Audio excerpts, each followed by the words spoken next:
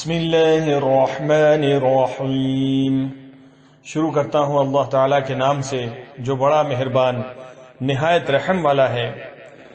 والسماء والطارق، قسم ہے آسمان کی اور اندھیرے میں روشن ہونے والے کی۔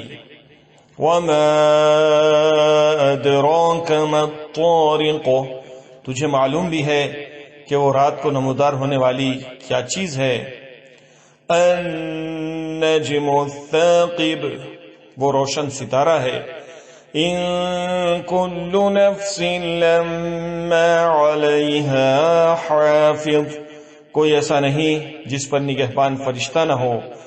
فَلْيَنظُرِ الْإِنسَانُ مِمَّ خُلِقَ، انسان کو دیکھنا چاہیے کہ وہ کس چیز سے پیدا کیا گیا ہے۔ خُلِقَ مِن مَاءٍ دَافِقٍ، وہ ایک اچھلتے پانی سے پیدا کیا گیا ہے۔ يَخْرُجُ مِن بَيْنِ الصُّلْبِ وَالتَّرَائِبِ، جو پیٹھ اور سینے کے درمیان سے نکلتا ہے۔ إِنَّهُ عَلَى رَجْعِهِ لَقَادِرٌ، بے شک وہ اسے پھیر لانے پر یقیناً قدرت رکھنے والا ہے۔ یوم تبلی السرائر، جس دن پوشیدہ بھیدوں کی جانچ پڑتال ہوگی۔ فما له من قوة ولا ناصر، تو نہ ہوگا اس کے پاس کچھ زور نہ مددگار۔